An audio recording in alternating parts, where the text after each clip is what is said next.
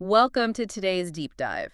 I want you to imagine a robot for a second. Okay, a robot. Yeah, like a robot built in a big, cold factory. Yeah, And it comes with this really thick instruction manual. right. I can picture that. So if you walk up to this robot and ask, "Who are you?" It doesn't really think.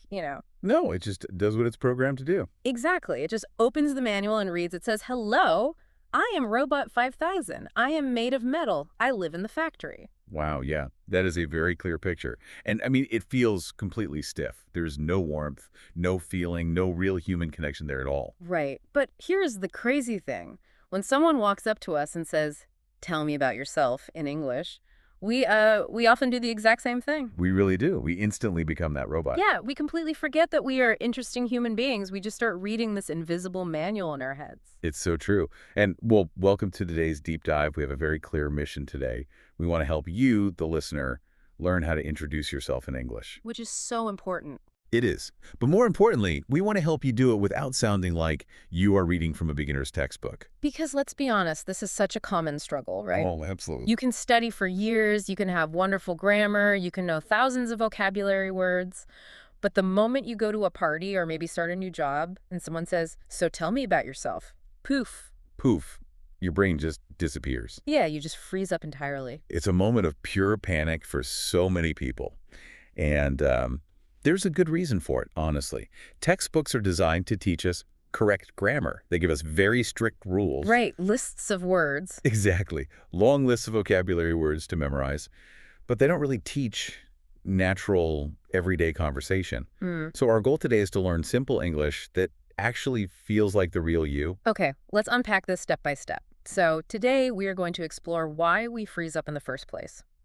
We will look at how to avoid giving, a one-way speech. A very common trap. Right. And by the end, we will give you a simple three-phrase toolkit you can put in your pocket and use the very next time you meet someone. Sounds perfect. So let's start with that robot problem. Well, to sound natural, we have to unlearn a very big mistake first. The biggest mistake people make is treating an introduction like a formal presentation. A presentation. Yeah. They treat a casual hello like a speech they have to stand up and deliver. Oh, that makes a lot of sense. I mean, people tend to memorize about 10 sentences about themselves, right? They exactly. stand in front of their mirror at home and they practice them over and over. They just want to feel ready. They do. And we all know exactly what that sounds like. It sounds like, my name is David. I am 24 years old. I live in Toronto. I am a student. I have one brother. My favorite food is pizza.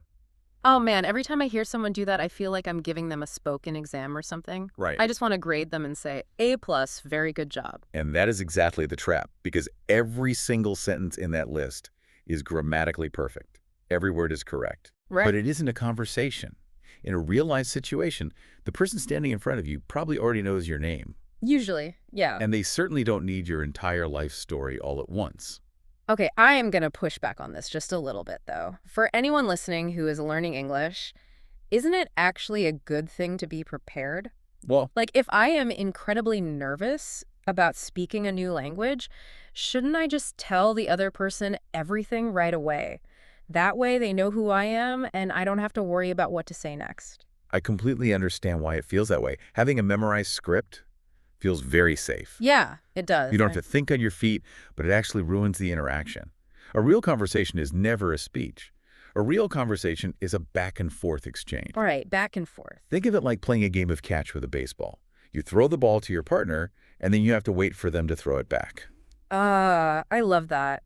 So if I give a 5-minute speech about my whole life, I'm just holding on to all the baseballs. Exactly. I am throwing 10 balls at the other person at the exact same time. They can't catch them all, and I'm not letting them play the game. You hit the nail on the head. The goal of an introduction is not to tell someone everything about you.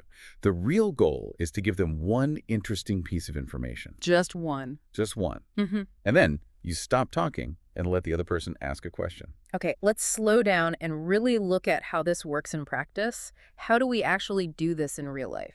Let's use a very common situation. Usually, someone might try to list everything they do in one breath. Right. They might say, I am a software engineer. I live in Chicago. I like music. I like traveling. Which goes right back to being a robot. I mean, it's safe, but it's really boring. Very boring. Yeah. So instead of doing that, just pick one single topic from that list. Just add a small human detail to it. You could say, I work in software, but lately I've been getting really interested in photography. Oh, let me hear how that feels. I work in software, but lately I've been getting really interested in photography. And then I just stop. I don't say anything else. You just stop. Because think about what naturally happens next. Well, as a listener, if I hear that, I instantly want to know more. I naturally want to ask, oh, really? What kind of photography? Do you take pictures of nature or people? There you go. Now, you are having a real conversation. You threw one ball, and you gave them a very easy reason to throw it back. I see. So the first step is simple. We stop giving a long speech. We throw one ball, focusing on just one detail. Right. But that brings up another challenge, I think. How do we make sure that one detail doesn't sound stiff? How do we stop sounding robotic even when we are just saying one or two sentences? This is where making tiny changes to your vocabulary makes a massive difference. Uh, A lot of English learners rely heavily on the verb to be for absolutely everything. oh, right. They say, I am a teacher, I am a student, my hobby is reading. Because that's exactly how chapter 1 of every language textbook is written. Exactly. But native speakers use action verbs much more often. It feels more alive. Yeah. So instead of saying, I am an English teacher, you simply say, I teach English. I teach English. It's shorter. It feels active. You are doing something, not just existing. Precisely. And we see the same thing when we talk about hobbies. Instead of stating a cold fact like, my hobby is reading, you can change the feeling completely. Okay. You could say, I'm really into reading, or I've been reading a lot lately. I'm really into reading. I like how that sounds. It shows passion, it shows feeling. It does. And there's another major trap we need to talk about here, using general statements. General statements are conversation killers. A general statement, you mean something very broad, like saying, I like traveling. Exactly. Millions of people like traveling. Mhm. It's a very big, broad idea. It doesn't tell me anything special or unique about who you are as a person. Right. I think we can compare general statements to a blank canvas. Oh, it's a good way to look at it. Like if you just say, I like traveling, the canvas is empty. There's nothing for the other person to look at. Exactly. You have to give the other person the interesting part of the story. You have to paint the picture. So instead of just saying, I like traveling, you need to zoom in. Make it specific. You could say, I love finding small, local restaurants when I travel. Oh, now that paints a picture. I love finding small, local restaurants when I travel. I can instantly imagine you walking down a quiet street in a new city looking for a hidden cafe. It gives me so much more to talk about. And the most important thing to notice here is that you do not need complicated, advanced English to do this. No, not at all. You don't need difficult vocabulary words to sound natural. You just need to be specific. Using specific details makes your simple English sound incredibly personal. It really does. It uses everyday words, but it clearly shows the other person who you really are. Okay, so we've fixed how we talk about our jobs by using action verbs. And we've made our hobbies sound a lot more human by being specific. Yes. But what about the hardest part? What happens when we want to describe who we actually are as people? Our personalities. This is very dangerous territory for anyone learning a language. Because this is exactly where everyone falls right back into reading the textbook manual. They absolutely do. They go straight back to the adjectives they memorized for a vocabulary test. Oh, yeah. Words like organized, hardworking, adventurous, shy, friendly. So how do we fix this? What is the secret to talking about our personalities naturally? The golden rule here is this. Don't just describe yourself. Show yourself. Show, don't describe. I think we need to break this down slowly. Give me an example of how to show someone my personality. Okay, let's take a common word like organized. Instead of just sitting there and saying, I'm organized, Yeah. tell the person an action that proves you are organized. Okay, let me think. Instead of I'm organized, I could describe something I actually do. I could say, I usually plan everything out before I go on a trip. Perfect. You just painted a picture of an incredibly organized person, but you never even used the word. Right. Let's try another one. What if someone wants to say, I am adventurous? Whenever I hear someone say I am adventurous, it sounds a bit like they're reading a dating app profile. Yeah. Like, hello, I am adventurous and I like fun. It sounds a little fake. It really does sound fake. To make it sound natural and true, show me the adventure. You could say, I love trying completely new places, especially when I'm visiting a new city. I see. You're proving the point without bragging about it. Let's try another one. What if a listener wants to show that they are hardworking? Well, how would you show that with a simple action? Let's see. I wouldn't say I'm hardworking. I could say, when I start a new project, I usually make sure to finish it properly. That is great. You are telling a small, honest story about your character. Let's do one more. This is a very common one for language learners, and it can be tricky. I am a shy person. I can see why that's tricky. If you just say, I am shy, it might make the other person feel awkward, like they're bothering you. Exactly. So we change the adjective to an action. We could say, I'm a little quiet when I first meet people. Or maybe, I usually take a little time to open up. I usually take a little time to open up. That is beautiful, welcoming, natural English. It tells the truth, but it sounds friendly. Let me pause and ask a clarifying question for everyone listening. Are we saying we should completely remove adjectives? Like, do we completely stop using describing words and only talk about our actions? Not completely. Words like friendly or hardworking aren't bad words. You can still use them.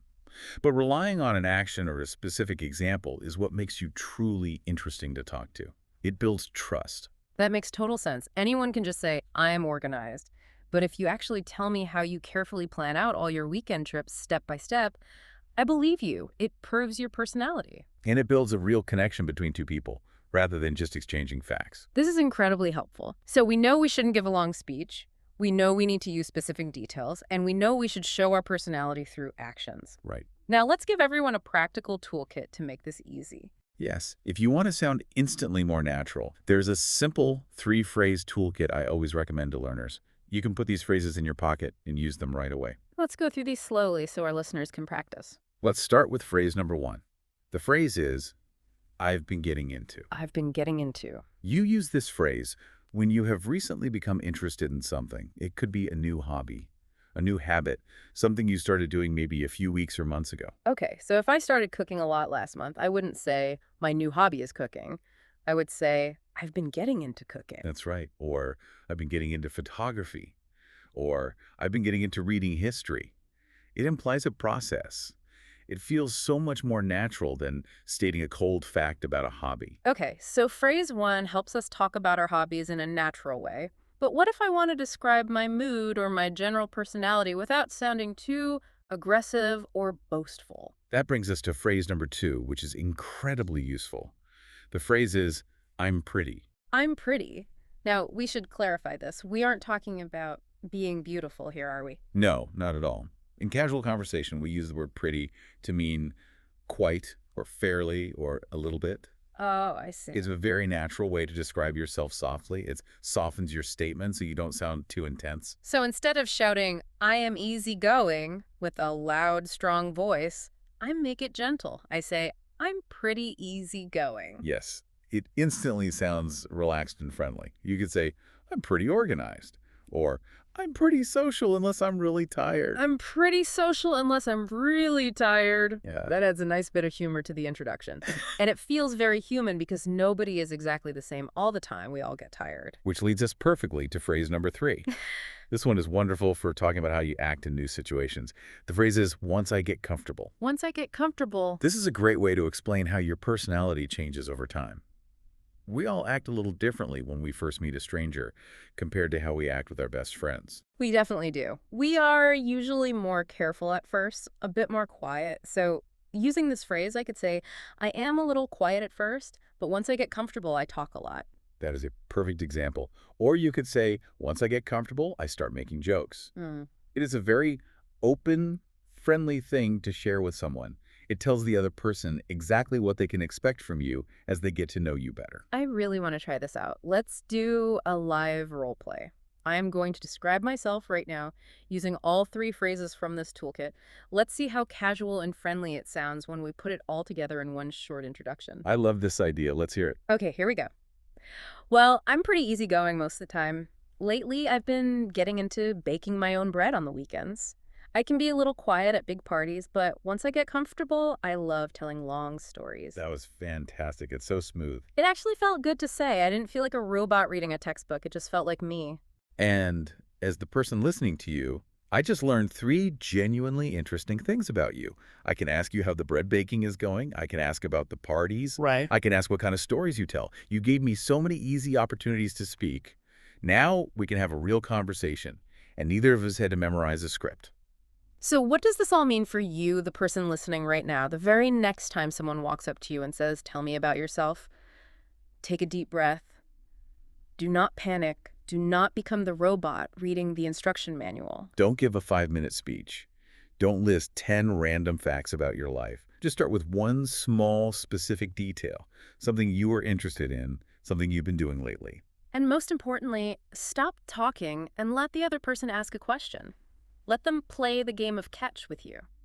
We want to remind you of the golden rule of communication today. Yeah. You absolutely do not need difficult, advanced English to sound natural. You don't need big, fancy vocabulary words to impress people. You just need simple English that actually feels like you. Don't worry about sounding perfect. Perfection is for grammar tests and textbooks. Connection is for real people. Just keep listening, keep practicing, and keep speaking. That really is the secret. Take these simple steps and just try them out in your next conversation. Before we finish up today, I want to leave you with one final thought to mull over. Think about your own native language. Think about how you speak when you are in your home country talking to someone in your mother tongue. When you meet someone new, do you introduce yourself like a robot reading a textbook? You certainly don't. You share small, interesting details, you tell little stories, you show your personality. Exactly. So why should you do it differently just because you are speaking English? You are the exact same interesting person no matter what language you are speaking. The next time you meet someone new, throw away the robot manual. Don't read the invisible textbook in your head. What is the one specific, surprising detail you will choose to share first?